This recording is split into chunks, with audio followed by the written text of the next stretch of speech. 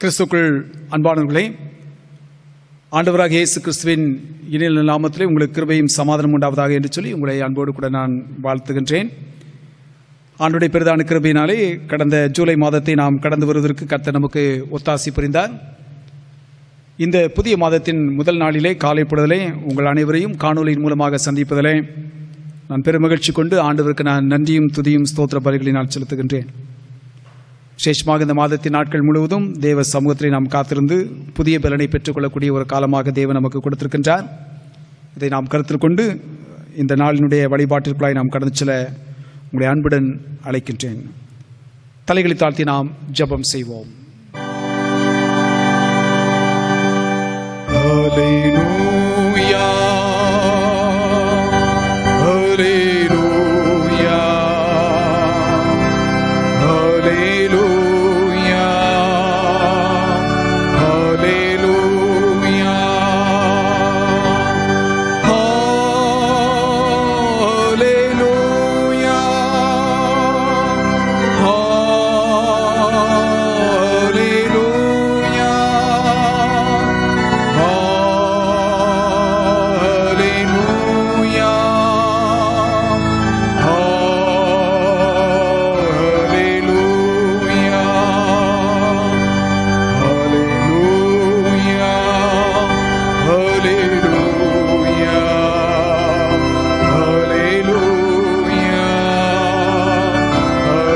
ஹல்லேலூயா, துதிகள் மத்தியிலே வாசமாயிருக்கின்ற எங்கள் அன்பு நிறைந்த ஆண்டவரே, கிருபையாய் தந்த இந்த மனமகிழ்ச்சியான புதிய மாதத்தின் முதல் நாள் காலை வேளைக்கான நமக்கு நன்றியும் துதியும் ஸ்தோத்திர பலிகளை நாங்கள் செலுத்துகின்றோம்.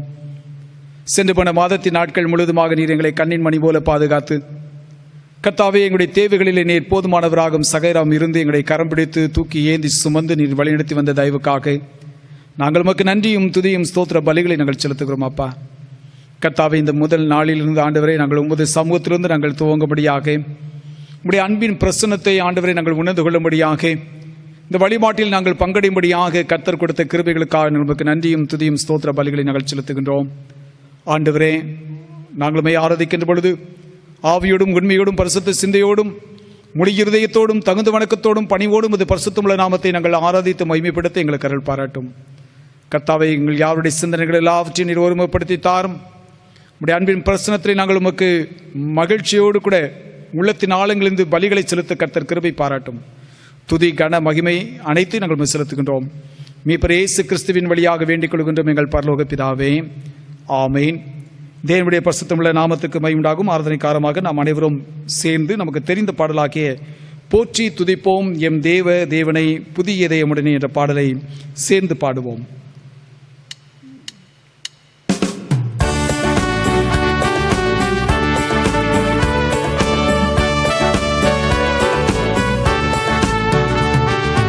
போற்றி துதிப்போம் எம் தேவனை புதிய இதயமுடனே, நேற்றும் இன்றும் என்றும் மாறா இயேசுவை நாம் பாடி துதிப்போம். நேற்றும் இன்றும் என்றும் மாறா இயேசுவை நாம் பாடி துதிப்போம். இயேசு என்னும் நாமமே என் ஆத்துமாவின் கீதமே, என் நேசரே சுவை நான் என்றும் ஏற்றி மகிழ்ந்திடுவேன். என் நேசரே சுவை நான் என்றும் ஏற்றி மகிழ்ந்திடுவேன். கோல பயங்கரமான புயலில் கொடியலையின் மத்தியில், கோல பயங்கரமான புயலில்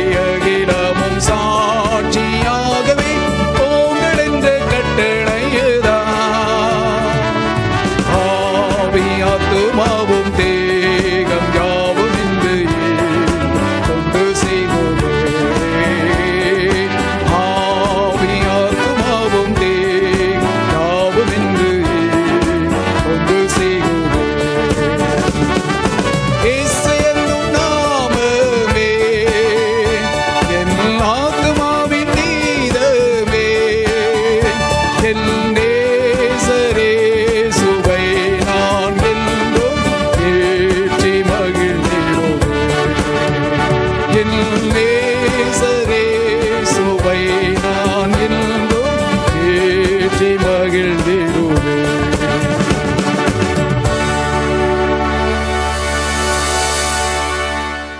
காலை மாலை ஆராதனை ஒழுங்குமுறையில் இரண்டாவது வழிபாட்டு முறைமையின் ஒரு சில பகுதிகளை நாம் பின்பற்றுவோம்.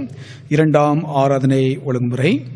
நாம் கடவுளை தொழுவோம். கடவுள் ஆவியாயிருக்கிறார். அவரை தொழுது கொள்கிறவர்கள் ஆவியோடும் உண்மையோடும் அவரை தொழுது கொள்ள வேண்டும்.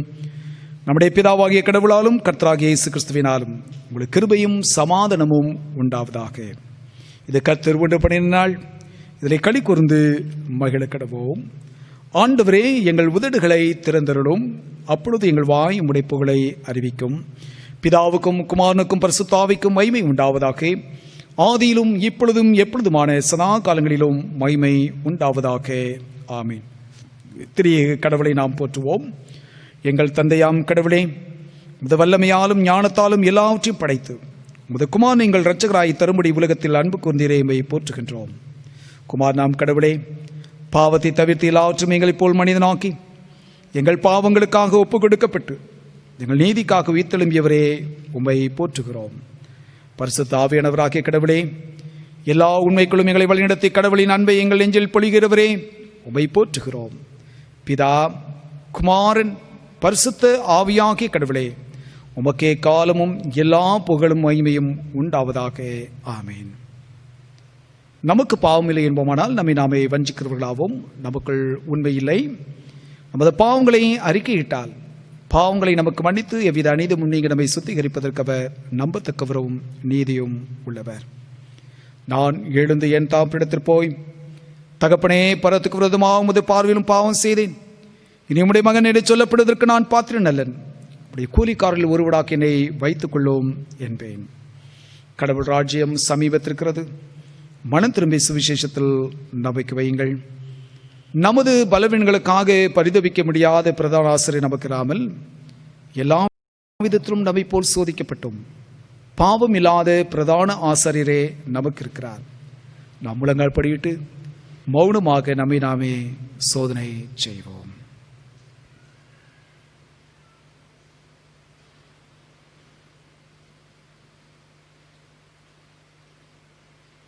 சர்வ வல்லமையுள்ள கடவுளிடத்தில் நாம் நமது பாவங்களை தாழ்மையுடன் அறிக்கை செய்வதற்கு உதவியாக இரண்டாவது பாவரிக்கை ஜெபத்தை யாவரும் சேர்ந்து பின்பற்றுவோம். எங்கள் தந்தையாம் கடவுளே, நினைவினாலும் வார்த்தையினாலும் செய்கையினாலும் வக்ரோதமாய் பாவம் செய்திருக்கிறோம். முழு மனதோடு நாங்கள் உம்மை நேசிக்கவில்லை. எங்களிடத்தில் நாங்கள் அன்பு கூறுவது போல அயலாரிடத்தில் நாங்கள் அன்பு கூறவில்லை. எங்கள் மேல் இரக்கமாயிருக்குமை வேண்டிக் கொள்கிறோம். எங்கள் பாவ அழுக்கை நீக்கி எங்களை சுத்திகரியும். எங்கள் குற்றங்களை விட்டுவிட எங்களுக்கு உதவி புரியும். எங்கள் ஆண்டவர் இயேசு கிறிஸ்துவின் மூலமாய் வேண்டிக் கொள்கிறோம் பிதாவே. ஆமேன். சர்வ வல்லமை மிகுந்த இரக்கமுள்ள ஆண்டவர், மன்னிப்பையும் பாவ நிவர்த்தியும் உங்களுக்கு கட்டளையிட்டுள்ளி வாழ்க்கை சீர்படுத்துக்கான காலத்தையும் தமது பரிசுத்தாவின் கிருபையும் தேற்றுதலையும் தந்தல்வராக. ஆமேன். ஆண்டவரை துதியுங்கள். ஆண்டவர் நாமம் துதிக்கப்படுவதாக. நாம் அனைவரும் சேர்ந்து 100ஆம் சங்கீதத்தை சொல்லுவோம். சங்கீதம் 100. பூமியின் குடிகளே, எல்லாரும் கர்த்தரை கெம்பீரமாய் பாடுங்கள். மகிழ்ச்சியோடைய கர்த்தருக்கு ஆராதனை செய்து ஆனந்த சத்தத்தோடைய அவர் சந்நிதி முன் வாருங்கள். கர்த்தரே தேவன் என்று அறியுங்கள். நாம் அல்ல, அவரே நம்மை உண்டாக்கினார். நாம் அவர் ஜனங்களும் அவர் மேய்ச்சலின் நாடுகளுமாய் இருக்கிறோம். அவர்கள் வாசல்கள் துதியோடும் அவர் பிரகாரங்கள் புகழ்ச்சியோடும் பிரவேசித்து அவரை துதித்து அவருடைய நாமத்தை ஸ்தோத்திரியுங்கள். கர்த்தர் நல்லவர். அவருடைய கிருபை என்றைக்கும், அவருடைய உண்மை தலைமுறை தலைமுறைக்கும் உள்ளது. பிதாவுக்கோ குமாரனுக்கோ பரிசுத்த ஆவிக்கோ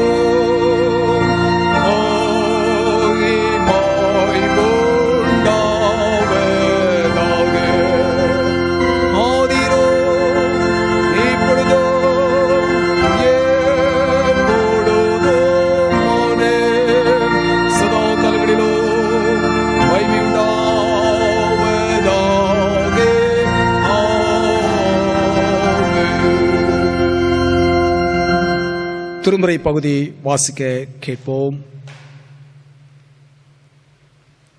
வாசிக்க தெரிந்து கொள்ளப்பட்ட வேத பாடம் நீதிமொழிகளின் புஸ்தகம் 12ஆம் அதிகாரம் வசனங்கள் 21 முதல் 28 வசனங்கள் வாசிக்க கேட்போம்.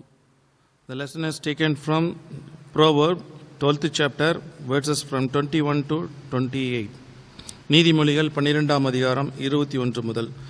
நீதிமானுக்கு ஒரு கேடும் வராது, துன்மார்க்கரோ தீமையினால் நிறையப்படுவார்கள். பொய் உதடுகள் கர்த்தருக்கு அருவருப்பானவைகள், உண்மையாய் நடக்கிறவர்களுக்கோ அவருக்கு பிரியம். விவேகமுள்ள மனுஷன் அறிவை அடக்கி வைக்கிறான், மூடருடைய இருதயமோ மதியீனத்தை பிரசித்திப்படுத்தும்.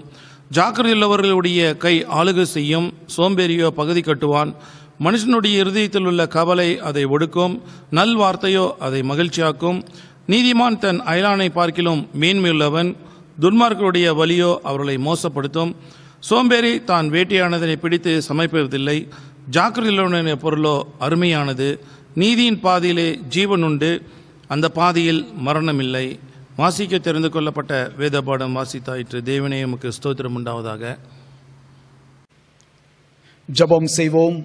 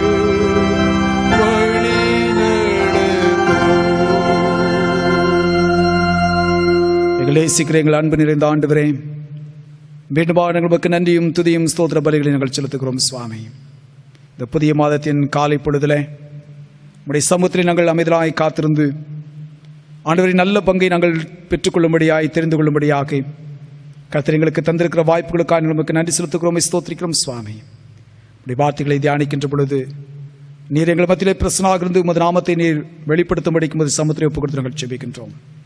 ஆண்டவரை நாங்கள் கற்றுக்கொள்ள வேண்டியவைகளை நேர்த்தியாய் கற்றுக்கொள்ளவும் எங்கள் வாழ்க்கையில் அவைகளை அபியாசப்படுத்தும் எங்களுக்கு பலன் தாரும். அடிமையை முழுதுமாக மறைத்து நீர் ஒருவர் மாத்திரமே மகிமையாக வெளிப்படும் இறைமகன் இயேசு கிறிஸ்துவின் இன்ப நாமத்தில் வேண்டிக் கொள்கிறோம் எங்கள் பரலோக பிதாவே, ஆமென். கிறிஸ்துக்குள் அன்பானவர்களே, மாதத்தின் முதல் நாளிலே கடந்து வந்திருக்கின்ற உங்கள் அனைவரையும் ஆண்டவராக இயேசு கிறிஸ்துவின் நாமத்திலே அன்போடு கூட நான் வாழ்த்துகின்றேன். ஆண்டுடைய கிருபை சமாதானம் உங்கள் உள்ளங்களிலும் உங்களுடைய இல்லங்களிலும் தங்கியிருந்து கிறிஸ்து இயேசுக்குள்ளாக உங்களை பாதுகாத்து வழிநடத்திச் செல்வதாக. ஒவ்வொரு மாதத்தின் நாட்களில் முதல் நாளிலே நாம் கடந்து வருகின்ற பொழுதெல்லாம் தேவ ஆசீர்வாதத்தை பெற்றுக்கொள்ள வேண்டும் என்ற ஒரு சிந்தனையோடு கூட நாம் கடந்து வருவது நம்முடைய வழக்கமாக இருக்கிறது, நம்முடைய எதிர்பார்ப்பாக இருக்கிறது. அந்த நிலையிலே நாம் ஒவ்வொரு மாதத்திலும் நாம் ஆசீர்வாதமான வார்த்தைகளை குறித்து நாம் கேட்கின்றோம். ஆனால் கேட்கின்ற அந்த வார்த்தைகளை நாம் எவ்வளவாக நம்முடைய வாழ்விலே பயன்படுத்தியிருக்கின்றோம், எவ்வளவாக அதனுடைய பயனை நாம் அனுபவித்திருக்கின்றோம் என்பதை நாம் அநேக சமயத்திலே சிந்திப்பதற்கு நாம் மறந்து விடுகின்றோம். இந்த ஊரடங்கு இந்த காலகட்டங்களிலே அநேக விதமான பாதிப்புகளுக்குள்ளாக அநேக ஜனங்கள், குடும்பங்கள் இன்றைக்கு தத்தளித்து கொண்டிருப்பதை நாம் பார்க்கின்றோம். அநேகர் வேலைகளை இழக்க கொடுத்திருக்கிறார்கள், சரீர சுகத்தை, பலத்தை, நலத்தை அவர்கள் இழக்க கொடுத்திருக்கிறார்கள். படிக்கிற பிள்ளைகள் என்று சொல்கின்ற பொழுது அவர்களுக்கு இப்போது கல்வி சாலைகள் திறக்கப்பட முடியாத ஒரு சூழல் மற்றும் கல்லூரிகள் திறக்கப்பட முடியாத ஒரு சூழ்நிலைகள், இப்படியாக பல்வேறு நிலைகளிலே மக்கள் இன்றைக்கு ஒரு போராட்டமான ஒரு வாழ்விலை வாழ்ந்து கொண்டிருப்பதை நாம் அறிவோம். அதற்கு நீங்களும் நானும் விதி விலக்கானவர்கள் அல்ல. இப்படிப்பட்ட நிலைகளில் நாம் என்ன செய்ய வேண்டும்? இவ்விதமான காரியங்கள் எல்லாம் நம்முடைய வாழ்வில் நடக்கிறதுக்கு அதுக்கு அடித்தளம் எங்கே இருக்கிறது என்பதை நாம் சற்று இந்த நாட்களில், அதுவும் குறிப்பாக கிறிஸ்துவ விசுவாசிகள் என்று அழைக்கப்படுகிற நாம் அதை தெளிவாக அறிந்து கொள்ள நாம் அழைக்கப்படுகின்றோம். ஆண்டவர் இந்த உலகத்திலே நம்மை படைத்து வைத்திருக்கின்றார். எதற்காக நம்மை படைத்து வைத்திருக்கிறார் அல்லது எப்படி வாழ வேண்டும் என்று சொல்லி நம்மை படைத்து வைத்திருக்கிறார் என்று சொன்னால், அவர் நீதிமான், அவரை போல நாம் உலகத்தில் நீதி உள்ளவர்களாக வாழ வேண்டும் என்பதற்காக தான் இறைவன் நம்மை படைத்து வைத்திருக்கின்றார். அவை அதை சார்ந்து நான் உங்களோடு கூட நீதியின் பாதையில் என்ற தலைப்பிலே சில காரியத்தை நான் உங்களோடு கூட நான் பகிர்ந்து கொள்ள வேண்டும் என்று சொல்லி நான் விரும்புகின்றேன். அதற்கு ஆதரமாக நாம் வாசிக்கட்ட அருமையான திருமறை பகுதியாகிய நீதிமொழியின் புத்தகம் 12வது அதிகாரம் 28வது வசனத்தில் சாலமோன் ஞானி விதமாக சொல்லுகிறார்.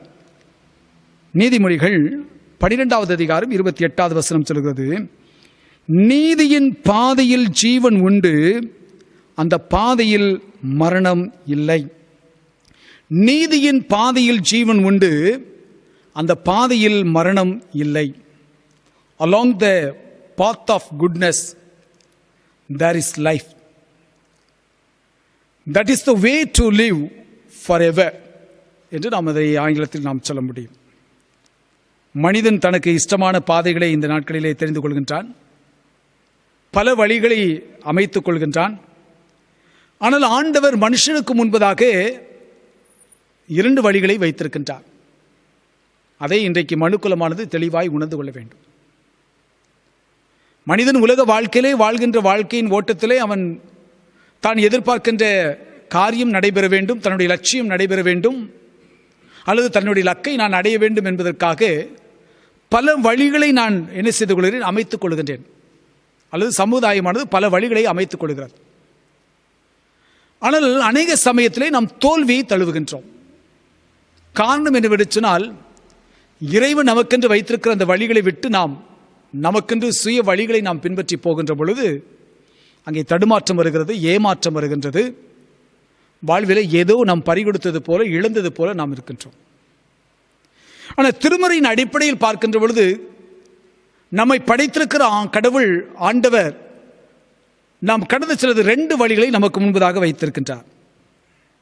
நீதிமொழியின் புத்தகம் 16வது அதிகாரம் 25வது வசனத்திலே நாம் இதுமாய் பார்க்கிறோம், மனுஷனுக்கு செம்மையான தோன்றுகிற வழி உண்டு. நான் ஆரம்பத்தில் சொன்னேன், மனுஷன் தனக்கு பிரியமான வழிகளை அமைத்துக் கொள்கின்றான், பல வழிகளை அமைத்துக் கொள்கின்றான். அந்த வழிகள் எல்லாம் அவனுக்கு எப்படி இருக்கிறதா, அவனுடைய பார்வையிலே, அவனுடைய சிந்தனையின் அடிப்படையிலே, அவனுடைய நினைவுகளின் அடிப்படையிலே அவனுக்கு அது செம்மையானதை காணப்படுகிறது, செம்மையாக தோன்றுகிறது. ஆனால் அதில் எவ்வளவு ஏமாற்றங்கள் இருக்கிறது, எவ்வளவு பாதிப்புகள், எவ்வளவு விளைவுகள் வருகிறது, எவ்வளவு அழிவை நமக்கு தேடிக்கொள்கிறது அல்லது தேடி தருகிறது என்பதையெல்லாம் அநேக சமயத்திலே நாம் சிந்திப்பதற்கு நாம் மறந்து விடுகின்றோம், நினைத்து பார்ப்பதற்கு நாம் மறந்து விடுகின்றோம். எரேமியா தீர்க்கதரிசியுடைய புத்தகம் 21வது அதிகாரம் 8வது வசனத்தை நீங்கள் வாசித்து பார்க்கின்ற பொழுது தீர்க்கதரிசி கொண்டு ஆண்டவர் தெளிவாக உரைக்கின்றார். எரேமியா 21:8 சொல்கிறது, நான் உங்கள் முன்னே ஜீவ வழியும் மரண வழியும் வைக்கிறேன் என்று கர்த்தர் சொல்கிறார். இறைவன் நமக்கு முன்பதாக 2 வழிகளை வைத்திருக்கின்றான். அந்த 2 வழிகள் எப்படிப்பட்ட வழிகள்? ஒன்று ஜீவ வழியாக இருக்கின்றது, மற்றொன்று மரண வழியாக இருக்கின்றது. அதை தான் சொல்கிறேன், நான் உங்கள் முன்னே ஜீவ வழியும் மரண வழியும் வைக்கிறேன் என்று ஆண்டவர் அங்கே தெளிவாக தீர்க்கதரிசி கொண்டு அங்கே சொல்வதை பார்க்கிறோம். அவை நமக்கு முன்பதாக இறைவன் வைத்திருக்கிற அந்த வழிகளை எதை நாம் தெரிந்து கொள்வது? தெரிந்து கொள்வதற்கு நமக்கு சுயாதீனத்தை, சுதந்திரத்தை ஆண்டவர் நமக்கு கொடுத்திருக்கிறார். எதையுமே ஆண்டவர் கட்டாயப்படுத்தி நம்முடைய வாழ்விலே திணிக்கின்ற கடவுள் அல்ல. அதை நாம் புரிந்து கொள்ள வேண்டும். நமக்கு சுதந்திரத்தை தெரிவு செய்து கொள்ளக்கூடிய அந்த உரிமையை கடவுள் நமக்கு கொடுத்திருக்கிறார். அறிவை கொடுத்திருக்கின்றார், ஞானத்தை கொடுத்திருக்கின்றார், விவேகத்தை கொடுத்திருக்கின்றார், புத்தியை நமக்கு கொடுத்திருக்கின்றார். நாம் எந்த வழிகளை பின்பற்ற வேண்டும்? நமக்கு முன்பதாய் வைக்கப்பட்டிருக்கிற இந்த 2 வழிகளிலே எந்த வழியை நாம் பின்பற்ற வேண்டும் என்று சொன்னால், நீதியின் பாதையை நாம் பின்பற்ற வேண்டும். ஏன் நான் நீதியின் பாதையை பின்பற்ற வேண்டும் என்று சொன்னால், அதில் தான் எனக்கு ஜீவன் இருக்கிறது. அந்த வழியில் நான் கடந்து போகின்ற பொழுதுதான் நான் ஜீவனை நான் அடைய முடியும். அவை இந்த வழிகளை பற்றி சொல்கின்ற பொழுது நான் 2 காரியத்தை நான் உங்களிடத்தில் நான் பகிர்ந்து கொள்ள நான் விரும்புகிறேன். முதலாவது காரியம், நீதியின் பாதைகளை நடக்கிறவர்களுடைய விண்ணப்பம் தேவனுடைய சமூகத்தில் எட்டுகிறது. கர்த்தர் அவனுக்கு பதில் கொடுக்கின்றார். நீதியின் பாதையில் நடக்கிறவருடைய விண்ணப்பம் பதில் அளிக்கப்படுகிறது என்பது அதனுடைய பொருளாக இருக்கிறது. ஏசாயா தீர்க்கதரிசியுடைய புத்தகம் 38வது அதிகாரம் 1ஆம் வசனத்திலிருந்து 20வது வசனம் வரையுமா இருக்கிற பகுதியிலே ஒரு ராஜாவை குறித்து நாம் பார்க்கின்றோம். எசேக்கியா ராஜா என்று அழைக்கப்படுகிற ஒரு ராஜா. இந்த எசேக்கியா ராஜாவுக்கு ஏசாயா தீர்க்கதரிசியை கொண்டு ஒரு காரியத்தை ஆண்டவர் அவனுக்கு வெளிப்படுத்துகின்றார், அவனுக்கு சொல்லுகின்றார். ஏனென்று சொன்னால், எசேக்கியா ராஜா இப்போது நோய்வாய்ப்பட்டு அவன் மரிக்கக்கூடிய நிலையில் போகின்றான். அப்படிப்பட்ட நிலையிலே ஏசாயா தீர்க்கதரிசி ஆண்டவர் அங்கே எழுப்பி அவனுக்கு ஒரு காரியத்தை அவனுக்கு தெளிவாய் சொல்கிறார். என்ன காரியத்தை சொல்கிறார் என்று சொன்னால், உன் வீட்டு காரியத்தை ஒழுங்குபடுத்தும், நீர் பிழைக்க மாட்டீர், நீர் மரித்து போவீர். உங்களுடைய வீட்டு காரியத்தை நீர் என்ன செய்யுங்க, ஒழுங்குபடுத்தும். உமக்கு இனிமேல் வாழ்க்கை இல்லை, நீர் மரிக்கப் போகிறீர் என்ற அந்த ஒரு செய்தியை எசேக்கியாவிடத்திலே அங்கே தெளிவாய் சொல்லும்படிக்கு சொல்கிறார். 38வது அதிகாரம், ஏசாயா 38வது அதிகாரம் முதல் வசனம் சொல்கிறது, அந்நாட்களில் எசேக்கியா வியாதிப்பட்டு மரணத்துக்கு ஏதுவாயிருந்தான். அப்பொழுது ஆமோஸின் குமாரனாகிய ஏசாயா என்னும் தீர்க்கதரிசி அவனிடத்தில் வந்து அவனை நோக்கி, நீர் உமது வீட்டு காரியத்தை ஒழுங்குபடுத்தும், நீர் பிழைக்க மாட்டீர், மரித்து போவீர் என்று கர்த்தர் சொல்லுகிறார் என்றான். சற்று யோசித்து பார்ப்போம். இந்த செய்தி சொல்லுகின்ற மாத்திரத்திலே அந்த ராஜாவினுடைய சிந்தனை எவ்வளவாக வேதனைப்பட்டிருக்கும், அவருடைய உள்ளம் எவ்வளவு தவித்துக் கொண்டிருக்கும். ஒரு பக்கத்திலே நோயினுடைய அகோரத்தினாலே வருகின்ற வேதனை, சரீரத்திலே வருகின்ற வேதனை, இன்னொரு பக்கத்திலே இப்படிப்பட்ட செய்தியை கடவுள் நமக்கு கொடுக்கிறார் என்று சொல்கின்ற பொழுது அவருக்கு இன்னும் அதிகமான வருத்தத்தை, பலவீனத்தை உண்டுபடுகிறது. மனதிலே ஒரு பெரிய ஏக்கத்தை உருவாக்குகிறது. இந்த மனுஷன் யார்? இந்த மனுஷன் எப்படிப்பட்டவராக இருக்கிறார்? யூதாவிலே 12வது ராஜாவாக அரியணை ஏற்றப்பட்ட ஒரு மனிதன், ஆகாசினுடைய மகனாக இருக்கின்றார். இவர் 25வது வயதிலே இவர் ராஜ பாரம்பரியத்தை பெற்றுக்கொள்கின்றார். யூதாவினுடைய 3 உத்தமமான ராஜாக்களிலே, அரசாட்சி செய்த 3 உத்தமமான ராஜாக்களிலே இந்த எசேக்கியா என்று சொல்லப்படுகிற ராஜாவும் ஒருவராக இருக்கின்றார். இவர் செய்த காரியம் என கர்த்தருடைய பார்வைக்கு பிரியமுள்ளதாய் காணப்பட்டது. கர்த்தருடைய பார்வைக்கு பிரியமுள்ள காரியத்தை செய்கிறவர்கள், கர்த்தருடைய மனதிற்கு ஏற்ற காரியங்களை செய்கின்றவர்கள், கடவுள் கொடுத்திருக்கிற நீதியின் பாதைகளிலே அவர்கள் நடக்கின்றார்கள். அப்படி நடக்கின்ற பொழுது கர்த்தரை நோக்கி அவர்கள் எவைகளெல்லாம் விண்ணப்பங்களாக வைக்கின்றார்களோ அந்த விண்ணப்பத்திற்கு கடவுள் என்ன செய்கிறாராம்? பதில் கொடுக்கிறார். இந்த மனுஷனுடைய வாழ்வை பார்க்கும்போது முந்தைய பகுதியிலே அவருக்கு ஒரு ஆபத்தான ஒரு செய்தி வருகிறது. வாழ்க்கையினுடைய முடிவை பற்றிய ஒரு மரணத்தை குறித்துதான் ஒரு செய்தி வருகின்றது. அந்த சூழ்நிலையிலும் மீண்டுமாக ஆண்டவரிடத்திலே இவன் பேசுகிறார், ஜெபிக்கிறார். என்ன சொல்லி ஜெபிக்கிறார்? இவர் செய்த காரியம் என்று சொன்னால் 2 ராஜாக்களினுடைய புத்தகம் 18வது அதிகாரம் 3வது வசனத்திலிருந்து நீங்கள் 7ஆம் வசனம் வரையுமாக இருக்க பகுதியில் வாசித்து பார்க்கின்ற பொழுது, கர்த்தருடைய பார்வையிலே அவன் செம்மையானதை அவன் செய்தான் என்று வேதம் சொல்லுகிறது.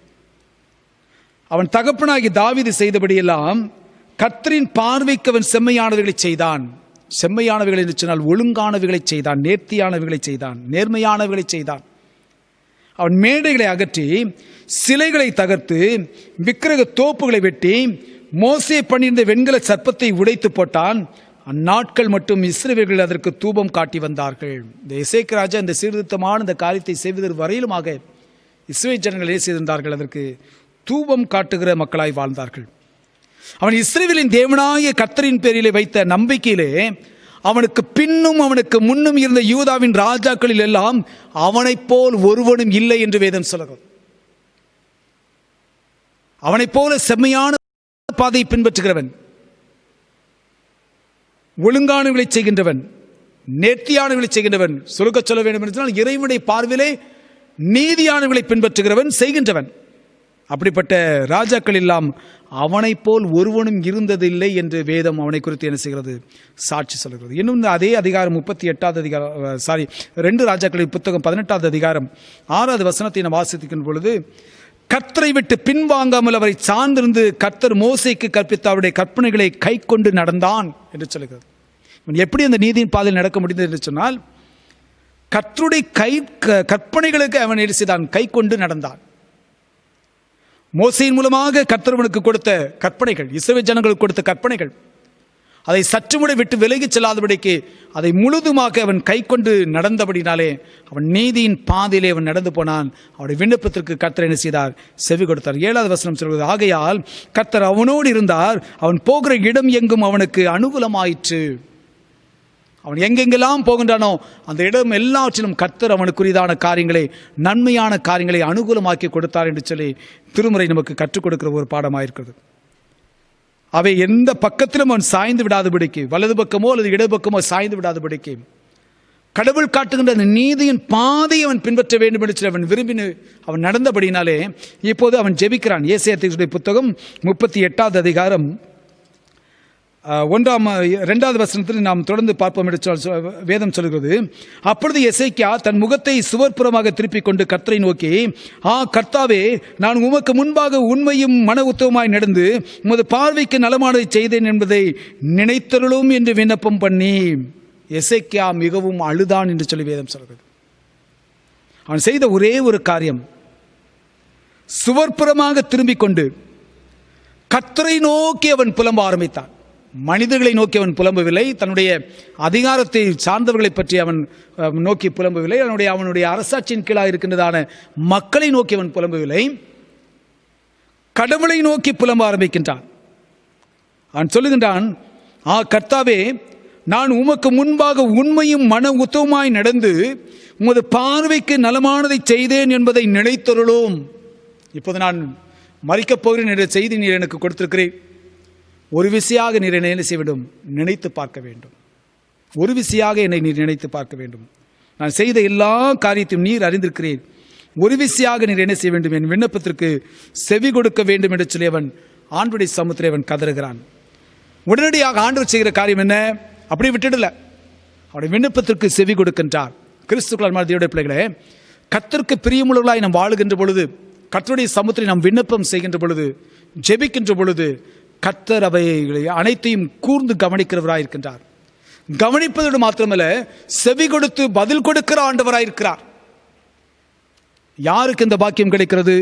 அவருடைய நீதியின் பாதைகளை பின்பற்றி செல்வதற்கு அந்த பாக்கியத்தை கடவுள் கொடுக்கின்றார்.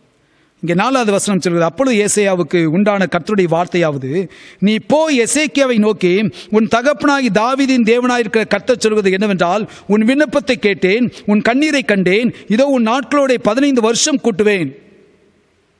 உன் விண்ணப்பத்தை நான் கேட்டிருக்கிறேன், நீர் வடித்த கண்ணீரையும் நான் என்ன செய்திருக்கிறேன்? கண்டிருக்கிறேன். என் செவிகளிலே உன்னுடைய விண்ணப்பம் எட்டினது, என் கண்கள் உன்னுடைய வேதனையை பார்த்தது, உன்னுடைய கண்ணீரை பார்த்தது. நீ வடித்த வேதனையின் கண்ணீரை அது என்ன செய்தது? அது பார்த்தது. அதனாலே நான் இப்போது என்ன செய்கிறேன்? உன் நாட்களோட 15 வருஷத்தை நான் கூட்டி உனக்கு நான் கொடுக்கிறேன். இது முதலாவதாக ஆண்டவர் சொல்லுகின்ற ஒரு பெரிய வாக்குறுதி. அடுத்ததாக சொல்ல பாருங்க, நான் உன்னையும் இந்த நகரத்தையும் அசிரியா ராஜாவின் கைக்கு தப்புவித்து இந்த நகரத்துக்கு ஆதரவாயிருப்பேன். உன்னை நான் பாதுகாப்பதோடு மாத்திரமல்ல, உன்னையும் உன் ஜனத்தாரையும் இந்த நகரத்தையும் நான் என்ன செய்வேன்? அந்நியருடைய கைகளிலிருந்து நான் உன்னை என்ன செய்வேன்? பாதுகாப்பேன் என்று சொல்கிறார். அசீரியருடைய ராஜாவினுடைய கைக்கு நான் தப்புவித்து இந்த நகரத்துக்கு ஆதரவாக நான் இருப்பேன். அடுத்து இன்னொரு காரியத்தை சொல்ல பாருங்க, இதோ ஆகாசுடைய சூரிய கடியாரத்தில் பாகைக்கு பாகை இறங்கின சாயை 10 பாகை பின்னிட்டு திருப்புவேன். இதுக்கெல்லாம் அடையாளம் இதுதான்ப்பா. நான் சொன்ன அந்த 2 வார்த்தைகள் இருக்கிறதே, அந்த வார்த்தைகளை உன் வாழ்வில் நான் நிறைவேற்றப் போகிறேன் என்பதற்கு அடையாளமாக நான் என்ன செய்கிறேன்?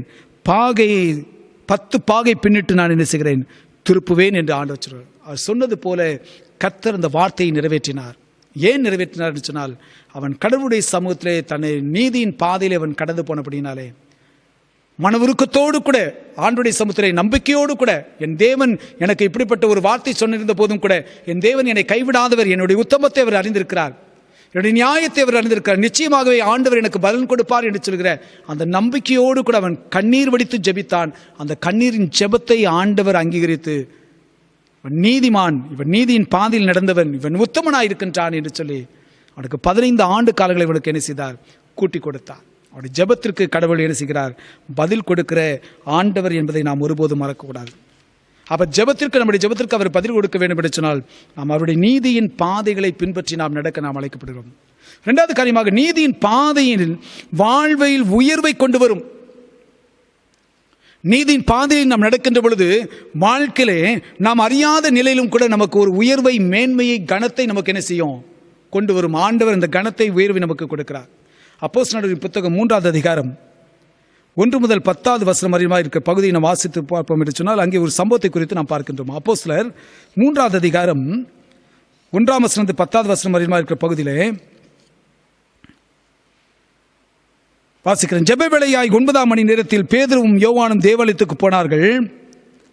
அப்பொழுது தன் தாயின் வயிற்றிலிருந்து சப்பானியாய் பிறந்த ஒரு மனுஷனை சுமந்து கொண்டு வந்தார்கள்.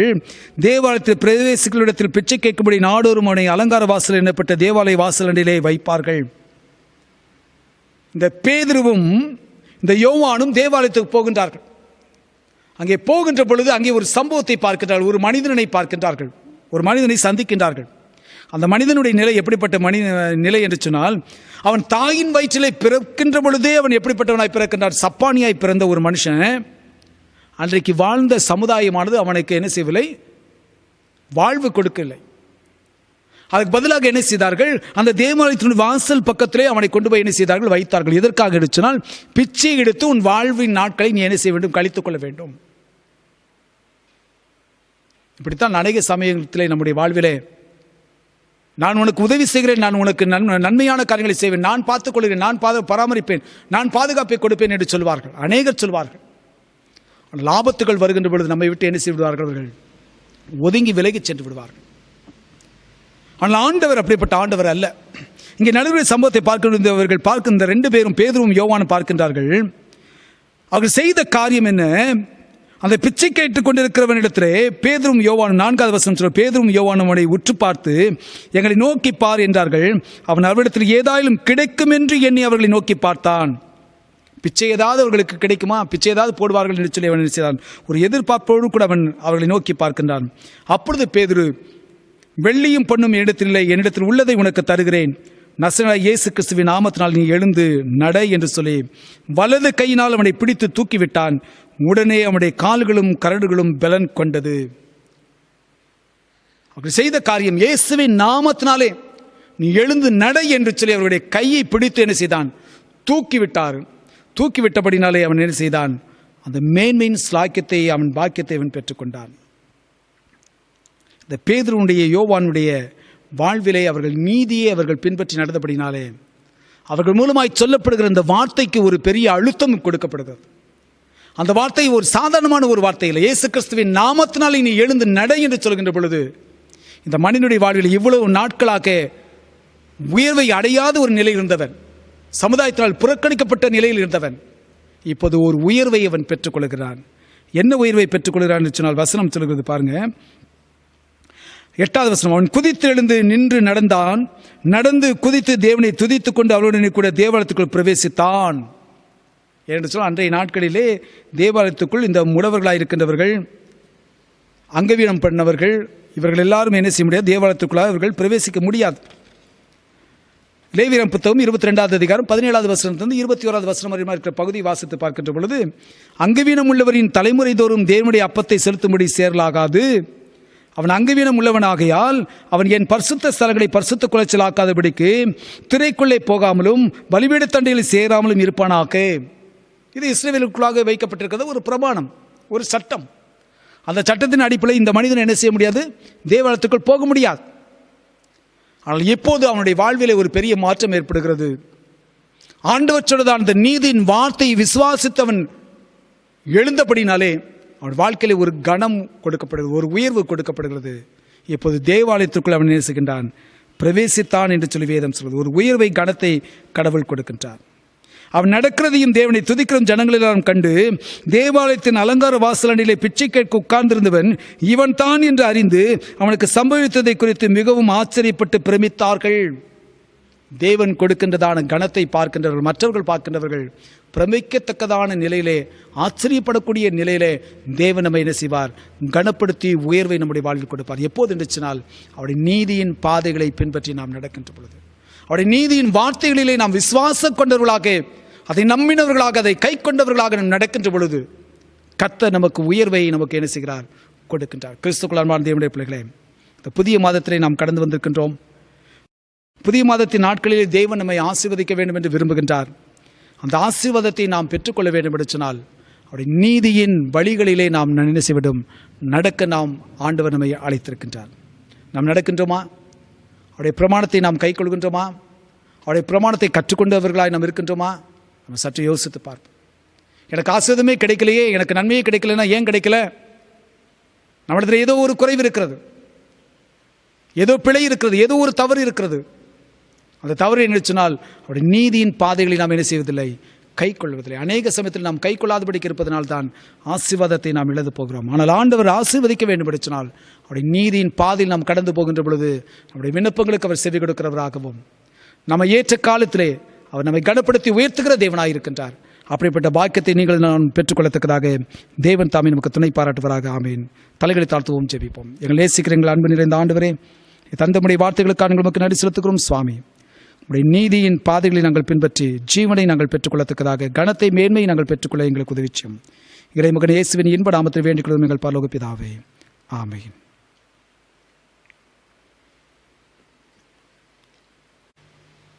நாம் அனைவரும் எழுந்து நின்று நம்முடைய விசுவாசத்தை அப்போஸ்தலர் விசுவாச பிரமாணத்தின் மூலமாக நாம் அறிக்கை செய்வோம். வானத்தையும் பூமியையும் படைத்து சர்வ வல்லமையுள்ள பிதாவாகிய தேவனை விசுவாசிக்கிறேன்.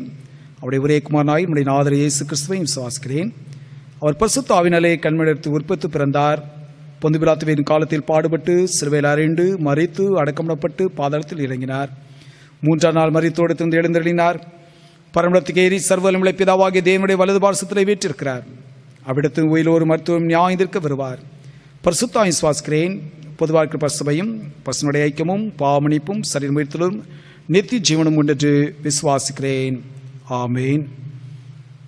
கர்த்தர் உங்களோடு இருப்பாராக. அவர் உமது ஆவியோடும் இருப்பாராக. கர்த்தாவே எங்களுக்கு இறங்கும். கிறிஸ்துவே எங்களுக்கு இறங்கும். கர்த்தாவே எங்களுக்கு இறங்கும். பரமளில் இருக்கிற எங்கள் பிதாவே, உம்முடைய நாமம் பரிசுத்தப்படுவதாக. ராஜ்யம் வருவதாக. உம்முடைய சித்தம் மரணத்திலே செய்யப்படுவது போல பூமியிலேயும் செய்யப்படுவதாக. அன்றன்றுள்ள அப்பத்தை எங்களுக்கு இன்று தாரும். எங்களுக்கு விரோதமாய் குற்றம் செய்களுக்கு நாங்கள் மன்னிக்கிறது போல எங்கள் குற்றங்களை எங்களுக்கு மன்னியும்.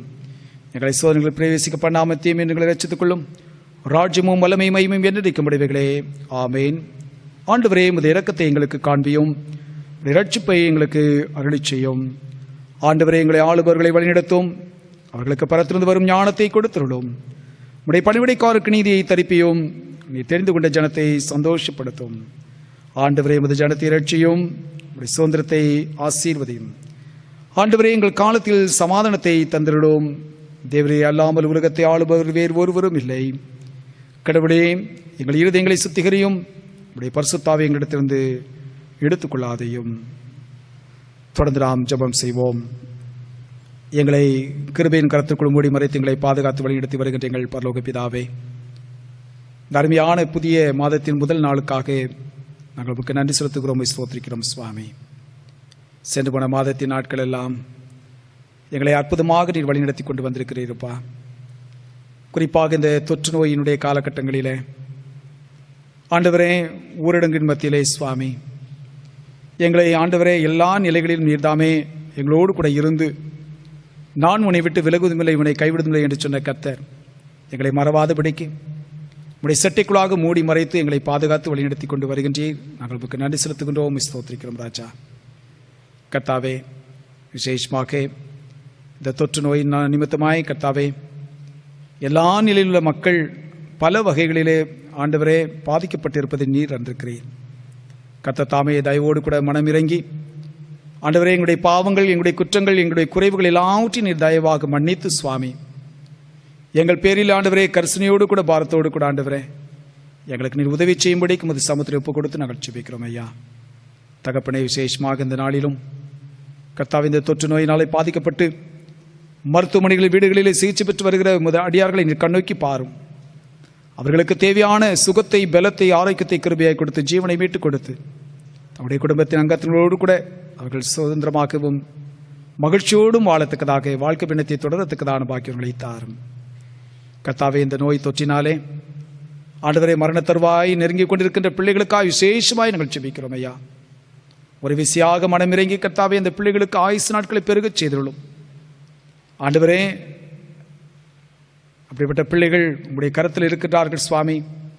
உங்களுடைய பிள்ளைகளை நீர் அதிகமாய் நேசிக்கிறீர் ஆண்டவரே. அந்த பிள்ளைகளுக்கு நல்ல சுகமான வாழ்வை நீர் கிருபையாய் தந்து உடைய குடும்பத்தின் மக்களோடு கூட அவர்கள் மகிழ்ச்சியாய் தன்னுடைய நாட்களை, நேரங்களை செலவிடுவதற்கு கர்த்தர் கிருபை பாராட்டுங்கப்பா. எடுத்துக்கொள்ள மருத்துவ உதவிகள், ஆலோசனைகள் எல்லாவற்றையும் கர்த்தர் கிருபையை ஆசீர்வதித்தாரும். கர்த்தாவே, இப்படிப்பட்ட இந்த காலகட்டங்களிலே அநேகர் வேலை வாய்ப்புகளை இழக்க கொடுத்திருக்கிறார்களப்பா. அந்த பிள்ளைகளுக்காக நாங்கள் ஜெபிக்கிறோம். பாரத்தோடு கூட நம்முடைய சமூகத்திலே நாங்கள் மன்றாடுகிறோம் சுவாமி.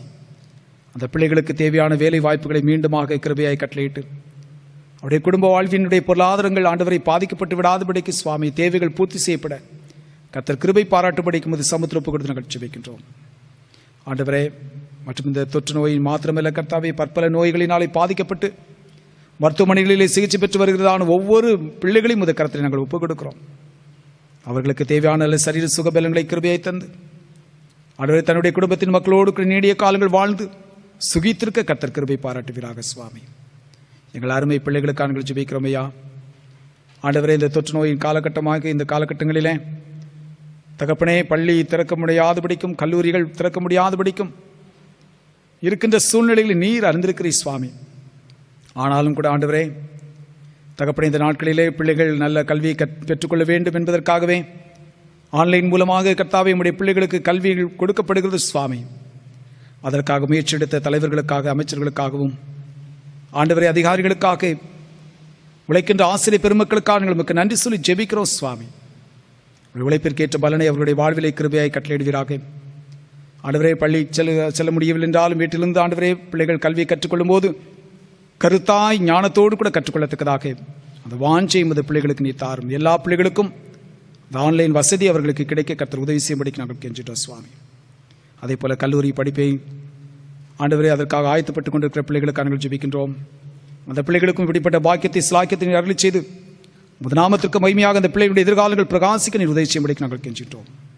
என்னுடைய சபைகளுக்காக நாங்கள் ஜெபிக்கிறோம் சுவாமி.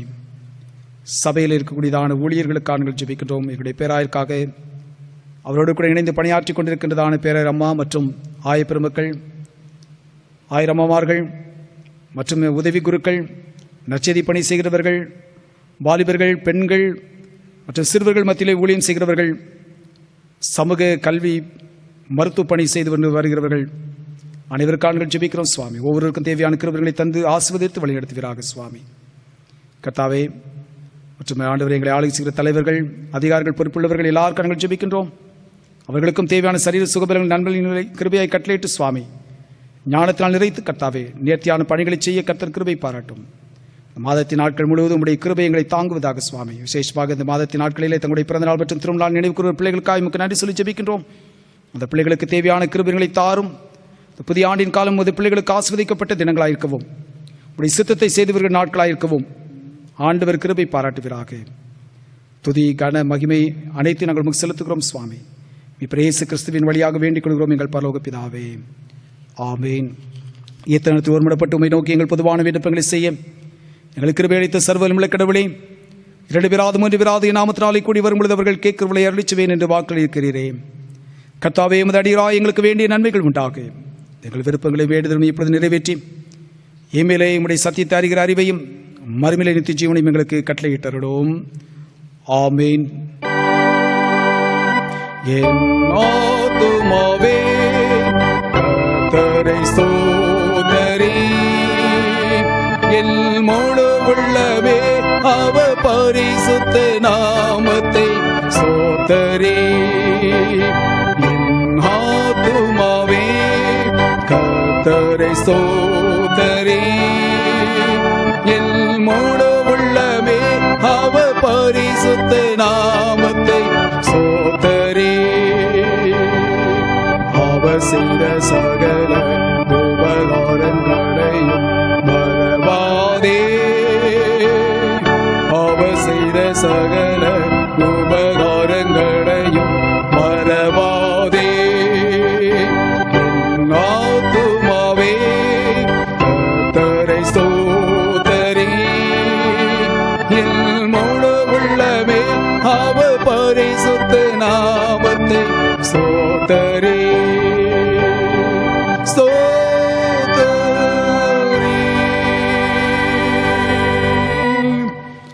நமது ஆண்டவராகிய இயேசு கிறிஸ்துவின் கிருபையும் தேவனுடைய அன்பும் பரிசுத்தாவின் ஐக்கியமும் உங்கள் அனைவரோடும் கூட நீடித்து நிலைத்து இருப்பதாக.